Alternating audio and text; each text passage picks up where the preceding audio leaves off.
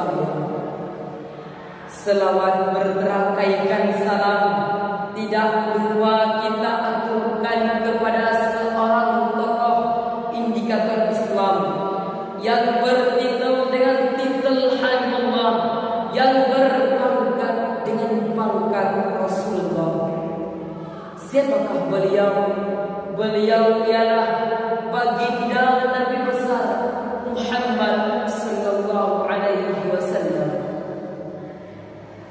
Ta'zim wal ikraman saya terutama kepada Dewan Hakim yang mulia. Ta'zim wal ikraman saya kepada seluruh hadirin sidang jamaah Jumat yang dirahmati Allah.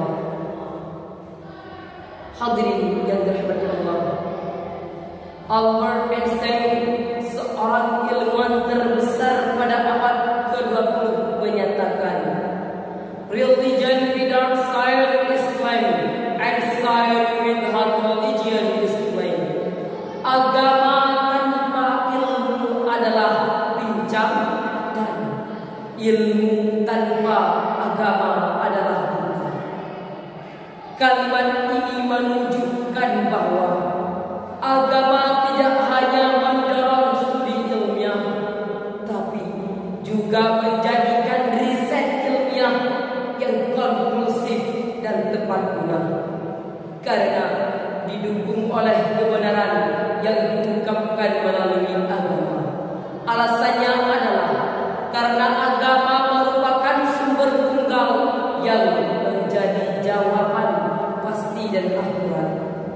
Oleh karena itu, pada kesempatan kali ini saya akan membahas tentang Al-Quran sebagai sumber ilmu pengetahuan dengan landasan Al-Quran surah Ibrahim ayat pertama.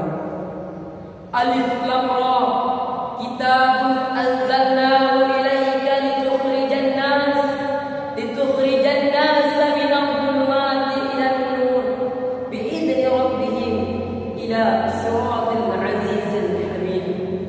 Artinya, Alif Lam Ra ini adalah kitab yang kami turunkan kepada Muhammad agar engkau mengeluarkan manusia dari kegelapan kepada cahaya yang terang benderang, dengan izin Tuhan, menuju jalan Tuhan yang maha perkasa, maha terpuji. Hadirin yang dirahmati Allah, Al-Quran merupakan firman Allah yang tidak mengandung kontradiksi. Al-Quran adalah pedoman, Al-Quran adalah petunjuk, dan Al-Quran adalah kitab yang terakhir. Oleh karena itu, sains dan teknologi akan berkembang pesat apabila dituntun dengan Al-Quran. Sudah banyak sekali pemikir-pemikir, ilmuwan-ilmuwan Islam yang mahir dalam bidangnya masing-masing dan mampu mengubah peradaban manusia. Mereka tidak hanya berkarya di zamannya untuk zamannya saja, akan tetapi mereka berkarya di zamannya sebagai dasar awal penemuan sains yang modern seperti sekarang ini. Oleh karena itu, kita sebagai umat Islam dulu pernah memimpin dunia, dalam segala bidang, baik ekonomi, teknologi, industri, bahkan budaya. Hal tersebut merupakan sebuah pencapaian yang begitu luar biasa, karena di zaman yang begitu terbatas, teknologi yang begitu sedikit, namun ilmuwan kita dulu berhasil mengubah peradaban yang begitu besar. Hadirin, sekarang yang menjadi pertanyaannya, bagaimana bisa ilmuwan kita dulu berhasil mengubah peradaban yang begitu besar? Jawabannya ialah karena mereka berpedoman kepada Al-Quran. Ma'asyiral muslimin, sidang pendengar yang dirahmati Allah, Namun di zaman yang serba modern seperti sekarang ini, semua berubah. Segala bidang, baik ekonomi, industri, bahkan budaya, sebagian besarnya telah dikuasai oleh dunia barat dan Eropa.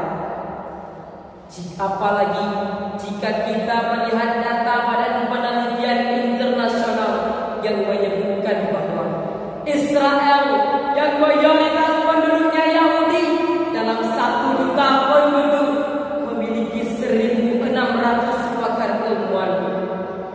Amerika yang mayoritas penduduknya Nasrani dalam 1 juta penduduk memiliki 160 pakar ilmuwan. Sedangkan Indonesia yang mayoritas Muslim terbesar di dunia dalam 1 juta penduduk hanya memiliki 65 pakar ilmuwan, yang Muslimnya hanya 6 orang. Oleh karena itu, dalam bidang sains dan teknologi kita jauh tertinggal dengan bangsa-bangsa lain. Kita jauh tertinggal dengan Amerika yang Protestantis. Kita jauh tertinggal dengan Korea yang Konfusianis. Bahkan kita jauh tertinggal dengan Jepang yang Buddhis. Padahal pada abad ke-14 yang lalu kita telah diperintahkan untuk membaca dan menggali ilmu pengetahuan. Bacalah Al-Quran agar hidup teratur. Bacalah alam agar lahir karya-karya luhur. Dan bacalah diri agar hidup tidak terkabur. Hadirin yang dirahmati Allah, dari pidato saya tadi, intisarinya ialah kita sebagai umat Islam harus bisa menjadikan Al-Quran sebagai pedoman bagi kehidupan kita semua. Pada akhirnya saya mengajak, wahai saudara-saudaraku orang Semendo, ayo kita jadikan Al-Quran jadi pedoman hidup.